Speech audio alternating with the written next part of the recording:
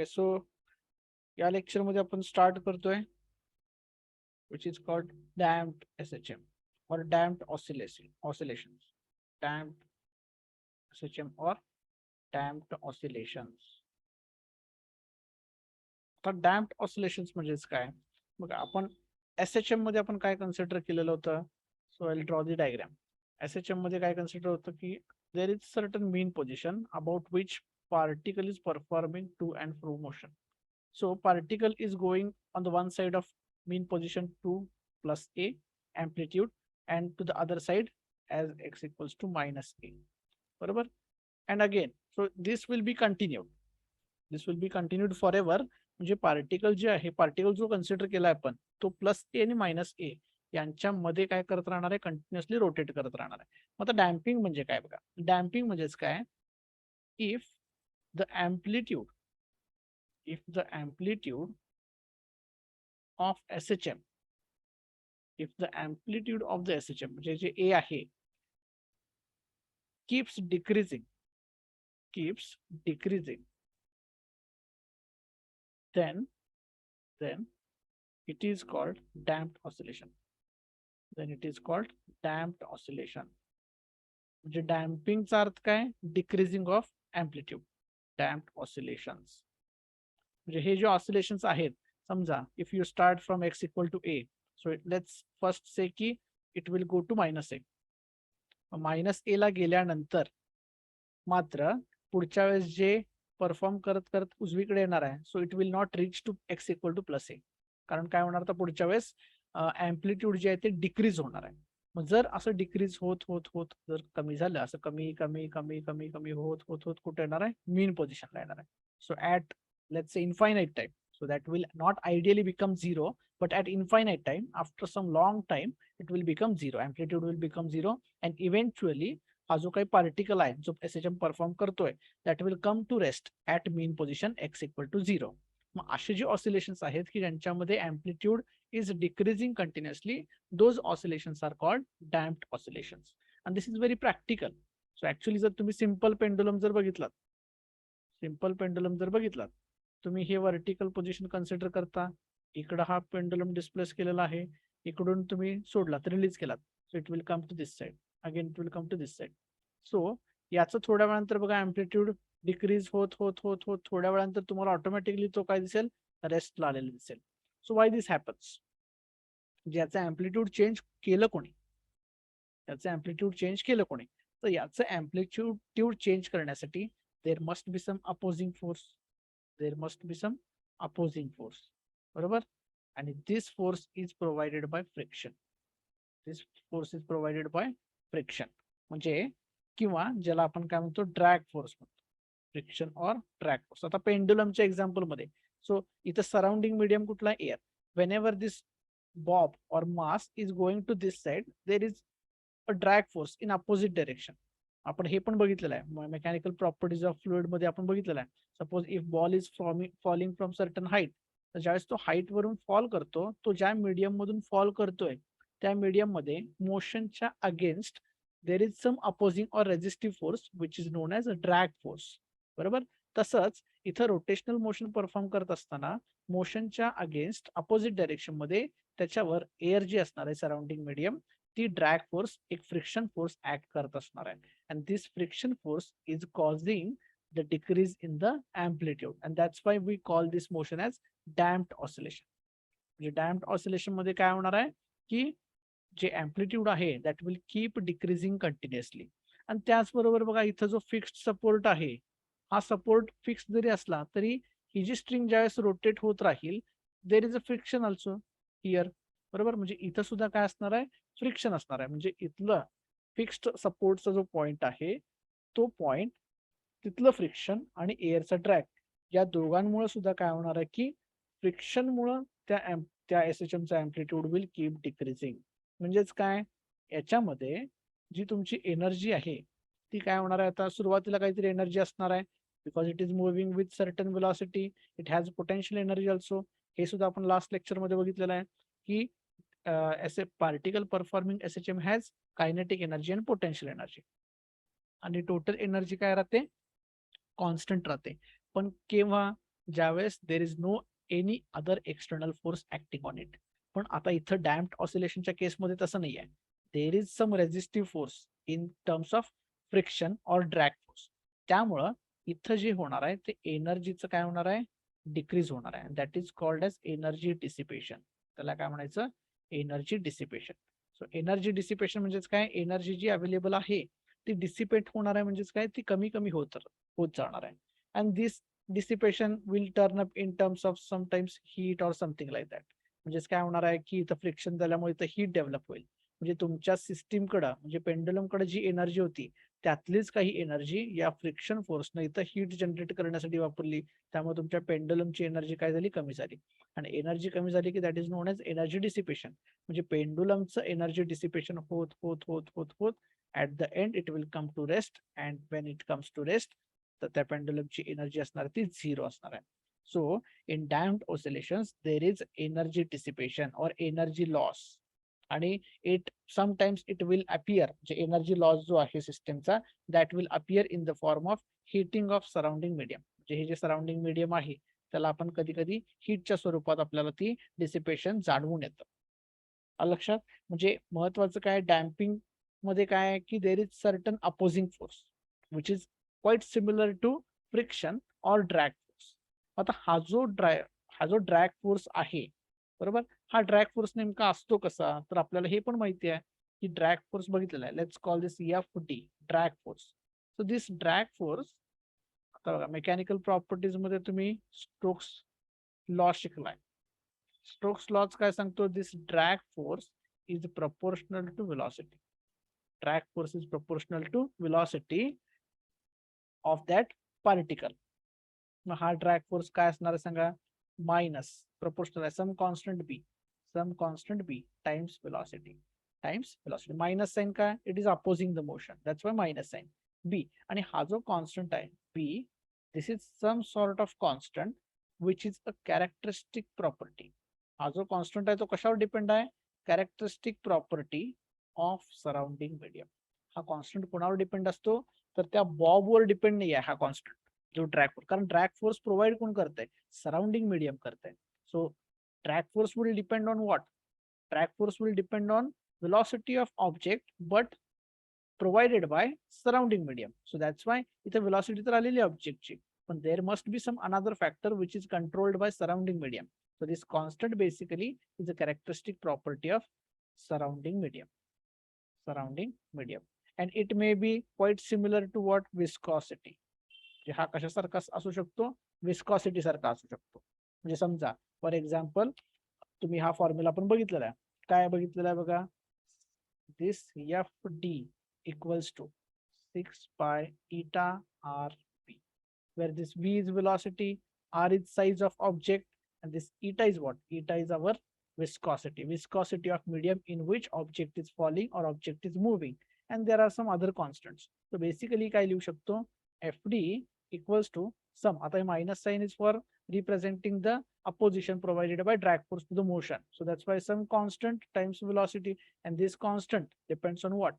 Viscosity, and this is the property of surrounding medium. So this constant B is quite similar to viscosity, and that is a characteristic property of surrounding medium.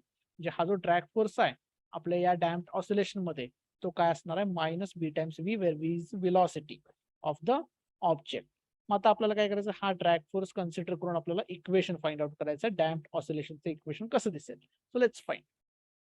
बघा आता काय असणार आहे, तर आता बघा इथं जो फोर्स ऍक्ट होणारा असणार आहे, force acting on particle performing SHM, हा आपल्याला रिस्टोरिंग फोर्स माहिती होता, मायनस KX, बरोबर.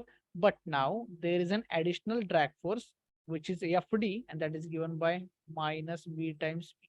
That is given by minus B times P.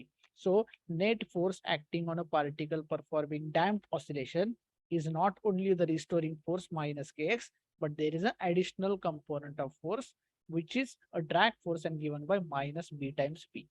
So हे जर ऍड केलं आपण तर आपल्याला नेट काय मिळणार आहे बघा. आता आपण हा जो फोर्स आहे न्यूटन्स लॉ नुसार काय लिहू शकतो, this is mass into acceleration equals to minus KX minus BP. एकच साईडला आणा सगळे, देअरफॉर काय होणार, MA इक्वल्स टू सॉरी एका साईडला आणायचं आपल्याला, plus kx plus vv equals to 0. Now acceleration माहिती आहे आपल्याला. velocity is given by what? velocity is derivative of displacement dx by dt. बरोबर. acceleration is what? acceleration is derivative of velocity dv by dt. So again this can be written as second derivative of displacement d2x upon dt square. Therefore जर याच्यामध्ये वापरलं तर काय होणार बघा, m d2x upon dt square plus हे येईल आपल्याला b times v is dx by dt plus kx equals to 0. So this is a differential equation.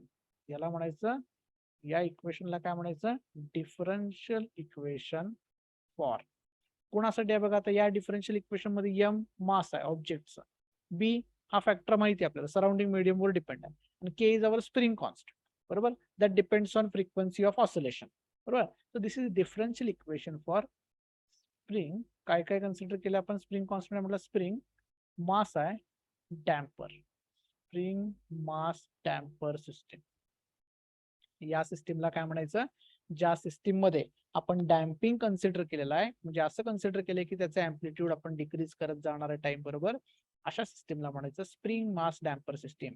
याच्या पूर्वी बघा आपण ज्यावेळेस डॅम्पिंग कन्सिडर केलं नव्हतं त्यावेळेस we were just referring as spring mass system. तर त्याच्यामध्ये फक्त कुठले एक्सप्रेशन्स होते, हा डॅम्पिंग मुळे आलेली एक्स्ट्रा टर्म त्याच्यामध्ये प्रेझेंट नव्हती. फक्त काय होतं, m d2x upon dt square plus kx equal to 0. बरोबर. पण आता तसं नाही आहे. आता काय होणार आहे, डॅम्पर असल्यामुळं there is additional drag force and that gives additional term to this differential equation which is equal to b times v, and v is nothing but derivative of displacement with respect to time. So आपल्याला हे differential equation मिळालेलं आहे, and this is called differential equation for spring mass damper system. आता हे equation आपल्याला actually in fact solve करता येतं, because this is ordinary differential equation. Ordinary differential equation solve करता येतं आपण, but we are not going to solve this. याचं solution मी तुम्हाला डायरेक्ट देणार आहे. याचं सोल्युशन बघा, याच्यामध्ये इक्वेशन कोणाचं आहे, हे डिफरन्शियल इक्वेशन. याला डिफरन्शियल इक्वेशन का म्हणायचं, कारण इट हॅज डेरिव्हेटिव्ह टर्म्स. कोणाचे डेरिव्हेटिव्ह टर्म्स आहेत, एक्सच्या विथ रिस्पेक्ट टू टी.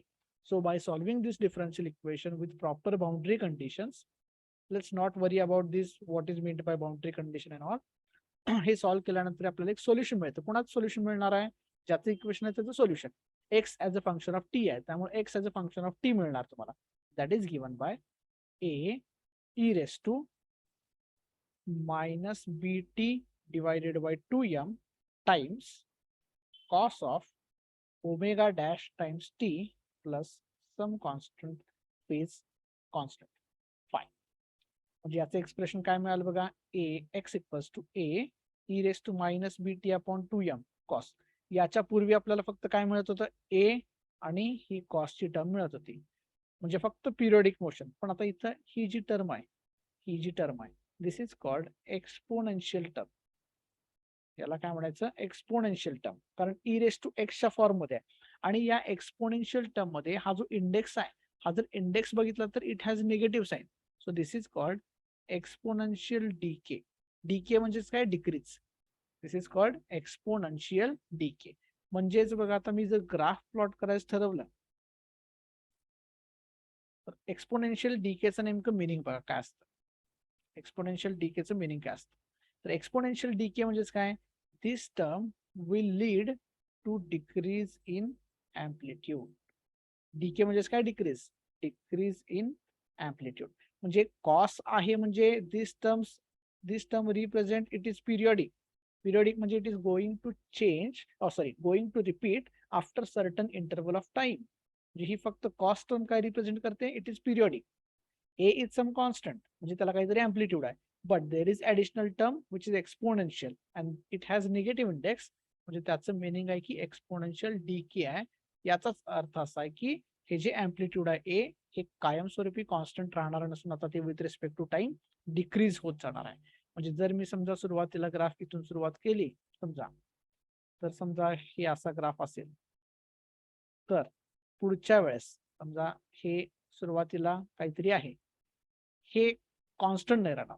आता हे काय होणार, हळूहळू डिक्रीज व्हायला सुरुवात होणार. हा डिक्रीज झाला, परत डिक्रीज, परत डिक्रीज, परत डिक्रीज, डिक्रीज, डिक्रीज, डिक्रीज, या पद्धतीनं डिक्रीज. म्हणजे हे अँप्लिट्यूड कायमस्वरूपी असं कॉन्स्टंट राहिलेलं नाही आहे, ते काय होते डिक्रीज होत जाते. म्हणजे हा जर असा ग्राफ याचे जे पीक पॉइंट्स आहेत, हा म्हणा, हा पीक पॉइंट जर जॉईन केला तर it will represent exponential decay. It will represent exponential decay या पद्धतीने. आणि त्याच पद्धतीने इकडून पण तुम्ही डीके प्लॉट करू शकता, exponential decay. So this is exponential decay. हे कंटिन्युअसली काय होत जाते, डिक्रीज होत जाते, इकडं डिक्रीज होत जाते. So this graph is actually x of T versus T graph, बरोबर. आणि याला म्हणायचं डॅम्प्ड ऑसिलेशन. डॅम्प्ड म्हणजे बघा, आता तुम्ही डायग्राम मध्ये पण ऑब्झर्व करू शकता, जे अँप्लिट्यूड सुरुवातीला होतं तेच अँप्लिट्यूड पुढच्या ऑसिलेशन मध्ये नाही आहे, ते डिक्रीज झालेलं आहे. त्याच्यापेक्षा पुढे आणखी डिक्रीज झाले, त्याच्यापेक्षा पुढे आणखी डिक्रीज झाले. And as time proceeds it will keep on decreasing. आणि हे शेवटी जाऊन काय होणार, असं असं असं हॉरिझॉन्टल जवळपास जवळपास झिरो होणार. म्हणजेच काय होणार, it will eventually become zero. म्हणजेच it will come to rest at mean position. So this is called as damped oscillation. This is called as damped oscillation. लक्षात. आता याच्यामध्ये काही ज्या टर्मिनॉलॉजीज आहेत, म्हणजे आपल्याला बेसिकली काय मिळालं, डॅम्प्ड ऑसिलेशन मध्ये डिस्प्लेसमेंटची टर्म मिळाली. हा, मग आता आपल्याला काय करायचं आहे, याची एनर्जी आणि काही ज्या ऍडिशनल टर्म्स आहेत ते आपल्याला फाइंड आउट करायचे. तर बघा नेक्स्ट बघा, आता आता I just write the displacement now. तर डॅम्प्ड ऑसिलेशन मध्ये आपल्याला डिस्प्लेसमेंट मिळालेलं आहे, X of T equals to A E raise to minus B T upon 2m cos of some omega dash times t plus phase angle phi, phase constant phi. सो याच्यामध्ये हा ही जी omega dash आहे, omega dash म्हणजेच काय, it is a angular frequency of oscillation. Omega डॅशचा formula असतो बघा, काय फॉर्म्युला असणार आहे हे पण तुम्ही इझिली प्रेडिक्ट करू शकता. This is K divided by M minus B square divided by 4m square. बघा सपोज सपोज सपोज याच्यामध्ये if damper was not present, if damper was not present, समजा डॅम्पिंग नसतं त्याच्यामध्ये, डॅम्पिंग नसतं म्हणजेच काय, जो कॉन्स्टंट बी आहे तो काय झाला असता झिरो. कारण डॅम्पिंग नाही म्हणजे ड्रॅग फोर्स नाही, ड्रॅग फोर्स नाही म्हणजे काय, ड्रॅग फोर्स काय असतो minus b times velocity. Velocity तर कायमस्वरूपी झिरो नसते, म्हणजे बी काय असणार आहे झिरो. जर या एक्सप्रेशन मध्ये बी जर झिरो केला तर ओमेगा डॅश काय झाला असता बघा, omega dash is what, K divided by M, कारण बी झिरो झालेला आहे. आणि this is our what, this is spring mass system, हे आपण ऑलरेडी बघितलेलं आहे. This is expression for spring mass system. म्हणजे याच्यापासून जर आपण डॅम्पिंग जर काढून घेतलं, बी जर झिरो केला, तर we can get back to our regular spring mass system, की ज्याच्यामध्ये डॅम्पिंग नाही आहे, त्याच्यामध्ये अँप्लिट्यूड आहे ते कायमस्वरूपी काय राहते, कॉन्स्टंट राहते. हे आपण बघितलेलं आहे, M omega square equals to K और omega equals to square root of K divided by M. पण आता असं नाही आहे, हे काय, दिस इज जस्ट नोट की from this we can get back to our regular spring mass system in which damping is not present. And damping जर absent असेल तर that means this factor B is now becoming zero. पण let's consider now this damping, बरोबर. आता हे damping साठी आपण omega angular फ्रिक्वेन्सीचं expression लिहिलेलं आहे, square root of K divided by m. And there is additional term, म्हणजे नाव हे काय बघा, के बाय एम मधून आपण ही टर्म मायनस करतोय. म्हणजे ओमेगा डॅश जो आहे तो ऍक्च्युली काय झालेला आहे, डिक्रीज झालेला आहे. म्हणजे अँग्युलर फ्रिक्वेन्सी काय झालेली आहे डॅम्पिंग मुळे, जे डॅम्पिंग ऍड केल्यामुळं, डॅम्पिंग केल्यामुळं याच्यामुळं ओमेगा जो झालेला आहे, जे बी ऍड केल्यामुळं हे के बाय एम मधून आपण मायनस करतोय, म्हणजेच काय डिक्रीज करतोय आपण. ओमेगा काय होतो, डिक्रीज होतो. म्हणजे फक्त स्प्रिंग मास सिस्टीम घेतलात आणि त्याच्यामध्ये जर तुम्ही डॅम्पिंग ऍड केलं तर डॅम्पिंग मुळे ओमेगा जो आहे तो काय होणार आहे, कमी होणार आहे. आणि ओमेगा कमी झाला तर टाइम पिरियड काय होत असतो, इन्क्रीज. कारण टाइम पिरियडचं एक्सप्रेशन काय, inversely proportional, t equals to 2 pi divided by omega. Omega decrease झाला की टाइम पिरियड काय होणार, वाढणार. म्हणजे डॅम्पिंग ऍड केल्यामुळं टाइम पिरियड काय होत असतो, इन्क्रीज होत असतो. म्हणजे जो एक ऑसिलेशन कंप्लीट करण्यासाठी लागलेला टाइम आहे तो डॅम्पिंग केल्यामुळे काय होत असतो, इन्क्रीज होत असतो. लक्षात. दिस इज कॉल्ड डॅम्प्ड ऑसिलेशन. आणि आता याच्यामध्ये बघा, आता मग डॅम्पिंग ऍड केलं समजा, तर समजा आता डॅम्पिंग कसं, डॅम्पिंगचं प्रमाण पण स्मॉल और लार्ज आपण डिसाईड करू शकतो. सो स्मॉल डॅम्पिंग कशाला म्हणायचं, तर डॅम्पिंग कुणामुळे ऍड झालेलं आहे बघा, डॅम्पिंग कुणामुळे ऍड झालेलं आहे, या टर्ममुळे ऍड झालेलं आहे, बरोबर.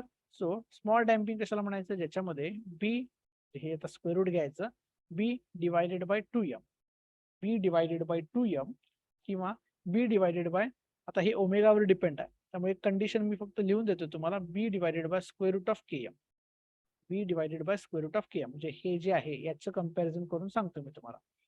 If this is very less than 1, if this is very less than 1 then this is known as small damping. This is known as small damping. म्हणजेच काय की this term should approximately become equals to 0. तर बघा हे cross multiplication करा, हे m k येतं आणि स्क्वेअर रूट मध्ये येतं, so b square is equal to, जे ऑटोमॅटिकली ही टर्म ऍडजस्ट होते. ज्यावेळेस हा factor b divided by km हा is very less compared to 1, then we can refer this as a small damping, which is nothing but a spring mass system. म्हणजे it is approximately equivalent to what? We have not added any damping. पण जर considerable असेल तर this is the expression for angular frequency. लक्षात.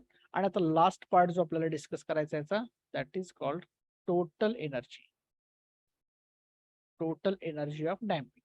तर आता आपल्याला total energy माहिती आहे, स्प्रिंग मास सिस्टीम मध्ये तर माहिती आहे आपल्याला काय असते, half k a square, half k a square. कोणामध्ये? स्प्रिंग मास सिस्टीम मध्ये, स्प्रिंग मास सिस्टीम मध्ये. म्हणजे बघा स्प्रिंग मास साठी काय असतं बघा, स्प्रिंग मास साठी x of T displacement is given by A cos omega T. म्हणजे इथं काय, हे जे पिरियॉडिक फंक्शन आहे त्याचा हा कोइफिशियंट आहे ज्याला आपण अँप्लिट्यूड म्हणून डिनोट केलेला आहे, बरोबर. So this is half k a square. मग एनॉलॉजिकली जर विचार केला तर टोटल एनर्जी जी आहे, टोटल एनर्जी हाफ, आता इथं बघा, so this is periodic function आपल्या डॅम्पर डॅम्प्ड ऑसिलेशनच्या केसमध्ये this is periodic function. So now periodic फंक्शनचा बघा मल्टिप्लाइंग कोइफिशियंट जर कन्सिडर केला तर now this is A amplitude, but now this amplitude is changing with respect to, in fact decreasing with respect to time. So आपल्याला हा पूर्ण factor consider करावा लागेल. So I can write this as analogically half k into bracket, now this entire factor a e raised to minus bt upon 2m brackets a square. So if I simplify this, I get half k a square e raised to minus bt upon m, minus bt upon m. म्हणजे total एनर्जीचं expression काय मिळालं बघा, half k a square. Spring mass मध्ये फक्त half k a square होता, but now in spring mass damper system, this is for spring mass damper system. Spring mass damper system मध्ये बघा there is additional term, exponential term with negative index. So it represents what, आता बघा तर total energy इथं T म्हणजे time factor आहे, म्हणजे total energy depends on time. याचाच अर्थ आपण काय काढू शकतो की टोटल एनर्जी जी आहे ती डॅम्प्ड ऑसिलेशन मध्ये कॉन्स्टंट राहणार नाही आहे. कॉन्स्टंट असती तर टी हा फॅक्टर यायला नसायला पाहिजे होता एक्सप्रेशन मध्ये, पण आपल्याला एक्सप्रेशन मध्ये टी फॅक्टर मिळालाय. म्हणजेच काय की डॅम्प्ड ऑसिलेशन मध्ये total energy is not more constant, तर ती टाइमवर डिपेंड असणार आहे. मग ती टाइम नुसार कशी चेंज होणार आहे बघा, तर एक्सपोनेन्शियल ऑफ इथं निगेटिव्ह आलेला आहे. निगेटिव्ह जर असेल एक्सपोनेन्शियल मध्ये तर that represents decrease. So total energy आहे ती विथ रिस्पेक्ट टू टाइम काय होत जाणार आहे, डिक्रीज होत जाणार आहे. आणि हे दिस इज ऑब्वियस, कारण डॅम्पिंग मुळे काय होते, अँप्लिट्यूडच कमी होते. अँप्लिट्यूड कमी झालं की एनर्जी सुद्धा काय होत जाणार आहे, कमी कमी कमी कमी होत जाणार आहे.